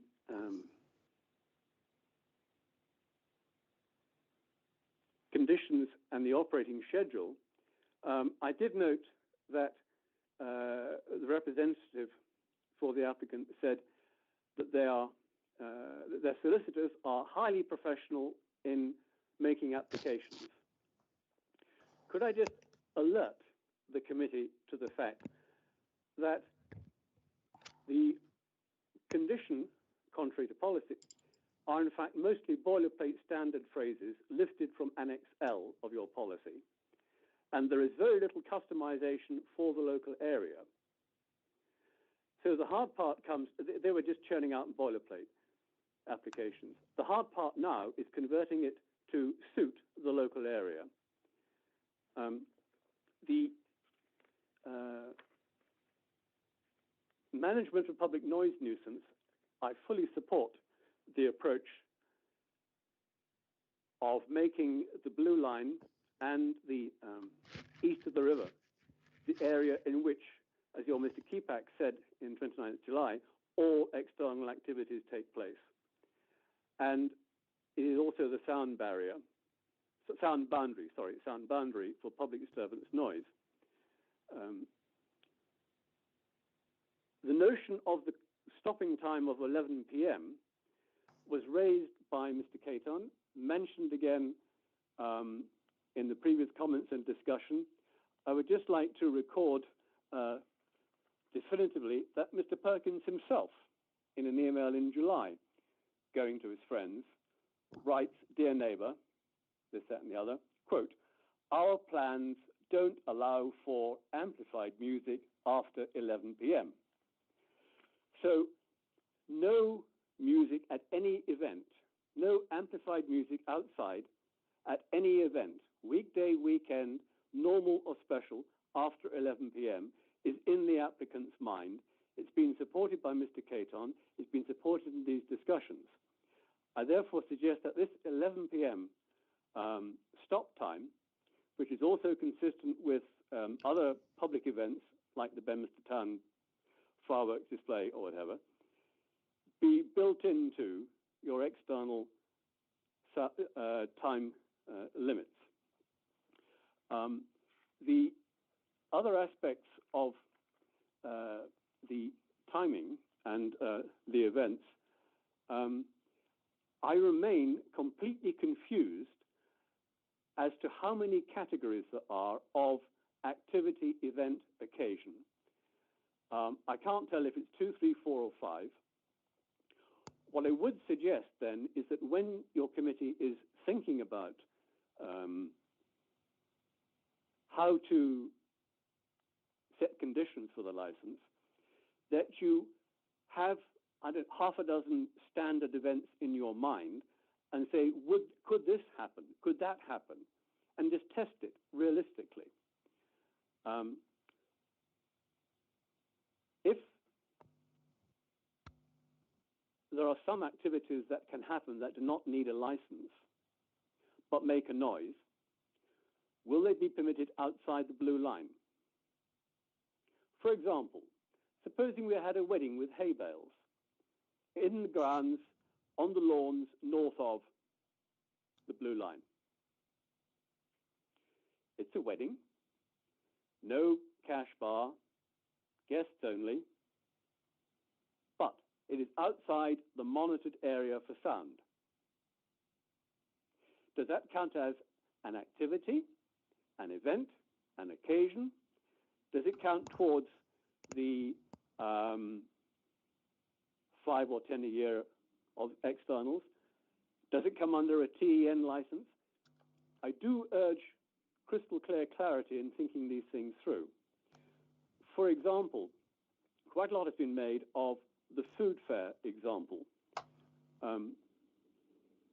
Your report writer gives it as an illustration of a one-day event. Some are, but the precedent we have at Parnham is that every 2 years there was a food festival. It was a 2-day event over the weekend. And this 2-day event was successful. It had 50 to 80 cars parked, 100 stalls in a marquee, and it was held successfully in daylight hours only. So it was infrequent. It involved a marquee, maximum of 50 to 80 cars in the car park, no alcohol sales, no amplified music, only a small live folk band.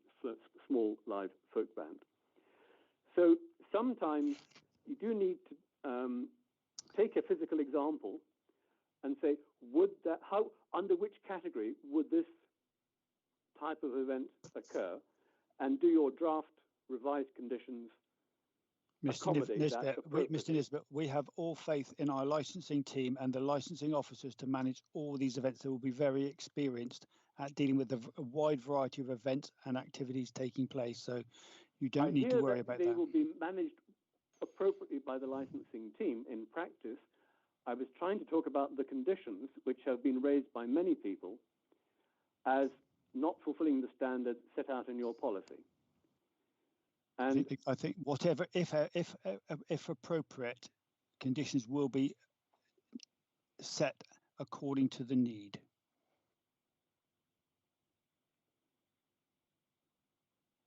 But we established earlier that the conditions will apply possibly permanently, and therefore they will only get a prospective event will only be triggered for review by your licensing team if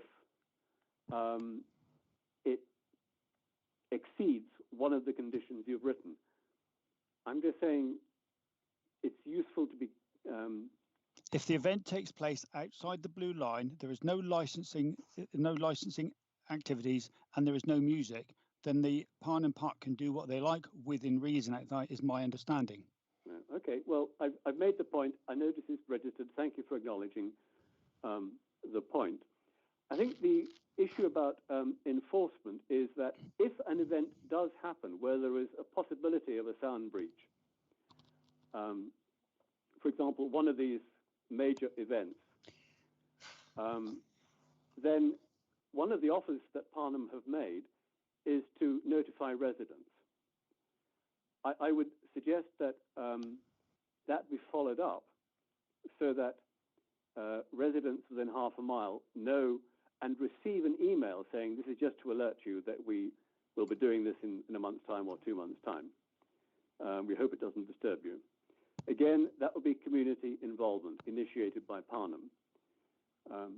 Another aspect of this, I think, is going to be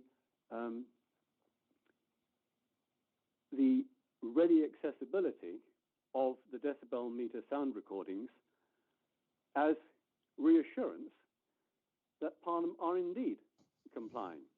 There may be some who will try it on with Parnham. I hope they don't, but it will enable Parnham to demonstrate it is doing what is expected and will provide that evidence. So I'm concerned with the practicalities. I must say that in terms of the evidence, I know all too well what happens. I've lived here for 5 years under Mr. Trikel and for 18 months under Mr. Perkins, ownership of Parnham. And when Mr. Trikel had Parnham House, there were 2 big family events. They had noise, they had amplified music, but it was a family party in a private residence. And being a family party in a private residence, he did the decent thing. He alerted the neighbours saying, sorry, it's going to happen. And it only happened once every 2 years. It was twice in 5 years. And it stopped at 11 p.m. More recently, there has been noise coming from Parnham, heard here, forcing me indoors. I noted the sound test day, Tuesday the 13th of July, on my wall calendar diary.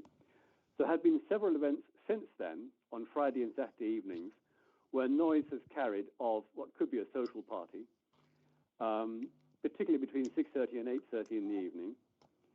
And therefore, sound is already travelling, sound is already interrupting local residents' evenings. Mr. Nisbet, I think we've covered the sound more than adequately and the various offers that have been made by parties. You've certainly covered the importance of it. I'm providing you evidence, and you are required in law to use the best evidence. I'm providing you evidence on what currently happens now. And one of the themes running through this has been the contrast between the hopes and words of assurance and the realities on the ground. That has narrowed from today's meeting, but it still exists. Okay. Mr. Nisbet, I'm just a bit mindful that the allotted time for each speaker was 15 minutes, and we have allowed you to go over that slightly. So if there's a chance that we could wrap this up, then I would appreciate that. Okay. There are, on this sound business, I would ask, if possible, Eileen, I did alert that there was one image I wanted to try to show on screen relating to sound. Supplement 3, the sound circle on it's the on map. the screen. It's on the screen now, Mr. Nisbet. You may not be able to see it, but you will shortly. Right. I will therefore speak. That's just to say that that diagram illustrates the 1 mile boundary, and regular low-level sound adversely affects half mile. You have dismissed the sound from a Glastonbury-type festival as never occurring. That would have been the 1 to 3 mile range, given the evidence submitted by residents and which you have tabulated for yourselves.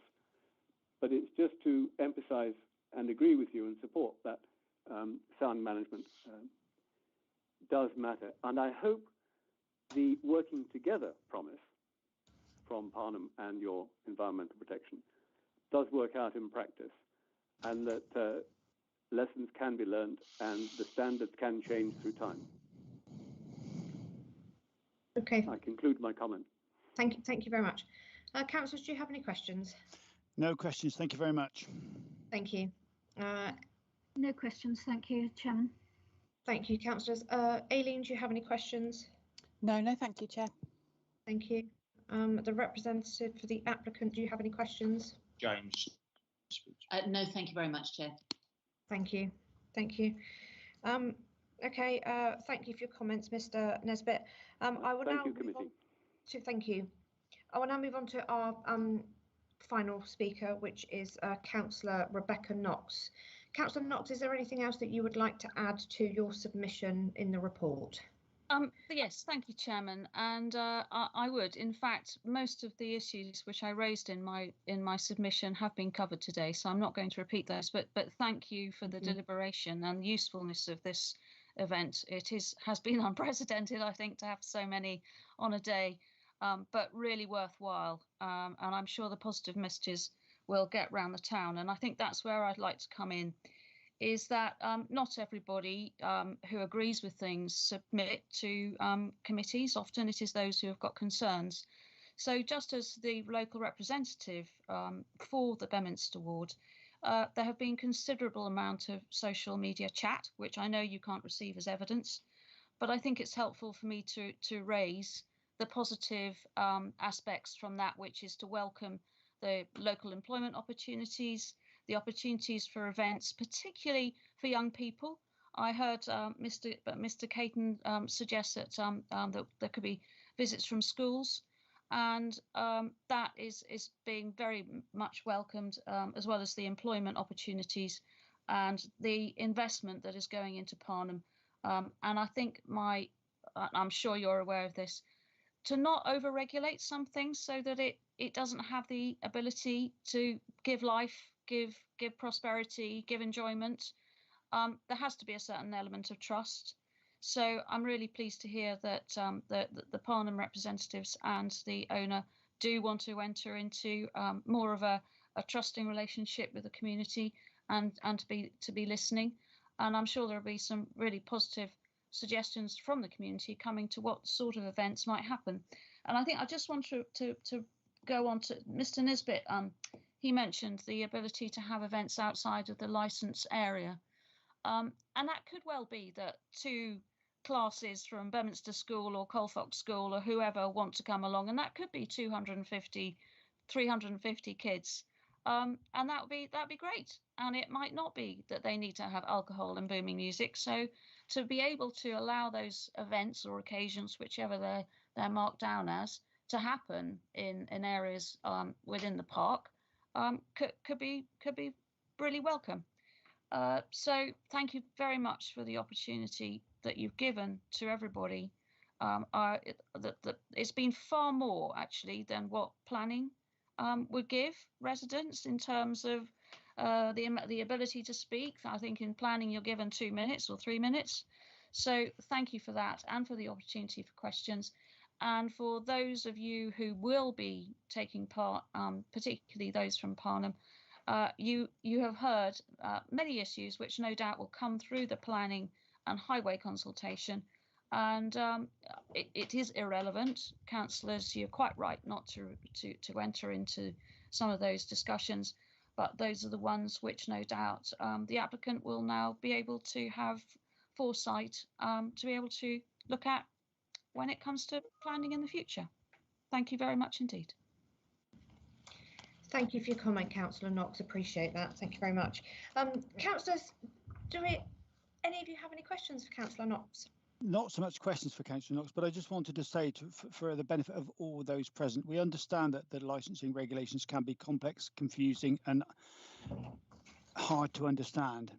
But I think through the discussion and the debate that we've had today here, we've tried to alleviate some of the fears of those watching. we all learn when we sit in on these sessions and see what happens there. And I hope that the discussions and the debate will help those as they go forward with the planning, whatever takes place there. Constructive dialogue is always helpful. Working within the community, communication is key to everything that goes on. And I hope we've managed to communicate that today. And then we will move on tomorrow to make whatever decision we need to make. But Councillor Knox, thank you for your comments. Thank you. Councillor Weller? Thank you, and thank you very much, Councillor Knox. That was a very measured, helpful summing up of today's session, actually. I'd just like to assure all those representatives that all three of us on this panel are experienced licensing councillors. We've all served for very many years, some of us longer than we care to remember. And we are all familiar both with Beaminster and with the Parnham estate. So we have made sure that we absolutely, clearly we don't live in the middle of Beaminster, so we can't know it as well as you do, but we have all, we are all aware of the various problems there, of its rural vicinities and so on. And we have taken all of that on board and will do when we start deliberating tomorrow. I can assure you of that. I was interested in Rebecca's comments about school children. As a child growing up in Dorset, I remember camping on these various stately home parks as a girl guide, and how nice it was. And I put that out to the new owners of Parnham. I'm sure there are brownies and cubs who would rather like that. It's rather tamer than being out in the middle of Dartmoor, which is nice if you're only 6 or 7 years old. So just really to reassure all those that have attended today, thank them for their input, because it's been very, very useful, and certainly will help us tomorrow. But we've taken everything that you've said very seriously. Thank you, Councillor Weller. Aileen, do you have any questions for Councillor Knox? No, thank you, Chair. Chair, can I just come back in, Councillor Knox and those listening? I'm very fond of Beaminster. For those that don't know, I actually went to school in Beaminster. I was a boarder there many years ago, and you spent 5 or 6 years in Beaminster in the areas, so I know the area very, very well. Thank you. The representatives of the applicant, do you have any questions for Councillor Knox? No, thank you very much, Chair. Thank you, and thank you again, Councillor Knox, for joining us today, and I hope you can join us again tomorrow. Okay, I've now gone through my list of speakers, and like I said, I'm mindful of the time, that it's been a long day. I just want to thank everybody for their patience today. I think we've pretty much gone through it all, especially with our technical issues. But it's been, I think it's been well, and from my part, it's been a good day, and I think we've got a lot out of it, and I think there's a lot of residents that have got a lot out of it, and I think we've made some, made some good strides today to get to where we're heading. I'm going to close the meeting today because I'm mindful, like I said, that we've had a long day. Everybody has had their chance to speak. Tomorrow will be for you to put your summing up to us, so it will be your final chance to actually put to us what you would like considered. Obviously, at the end of numbers or anything that's been discussed, we take on board everything, the reports and all correspondence that we've heard, all the oral representations that have been made. So and obviously we've got a long slog ahead of us to make a decision on this one, because obviously we have had an awful lot of representations, which is great. It's nice to see that people are taking note of things like this, and obviously it's been a good but rather exhausting day. But yeah, can I just thank everybody for today? Appreciate your time again, appreciate your patience, and we will be back tomorrow morning to reconvene at 10 AM. Is everybody happy with that? Chair, sorry, we will send out a new link for tomorrow's meeting. Yes, yeah, we will. Yeah, a new link will go out. You don't have to stay on this one. Madam Chair, may I just ask one question? Do you and your colleagues envisage at this stage actually making the decision and delivering it tomorrow after you've received the closing remarks? I can't comment on that at the moment. Obviously, there is a lot for us to take on board because obviously we are very, very thorough, you know, and whatever our decision is, we need to make sure it's right. We need to make sure the wording is correct, and we need to make sure that we've got everything in place. So it's going to be quite a task for us. Obviously, depending on as to what time the meeting actually closes tomorrow, we'll then decide as to. But we did say, you know, potentially our decision would be made sort of on Thursday, but then who knows whether we could make it on Thursday. It might take us a couple of days to come to a decision, but obviously our decision, you know, once it is made and all the detail is there, then obviously you will be notified by all means. Chair, what are the timings for tomorrow? Do you want to just remind everybody? 10 a.m. I did. You weren't listening. I was, to every word you said. Yeah, yes, we will. Yeah, reconvene tomorrow at 10 a.m. And again, hope you can all join us again tomorrow, because I really do want to give everybody the opportunity that has spoken today to have their case to sum up, because that's quite important. Okay, but again, thank you all for your time, and have a lovely evening. Thank you. Thank you. Thank you very much.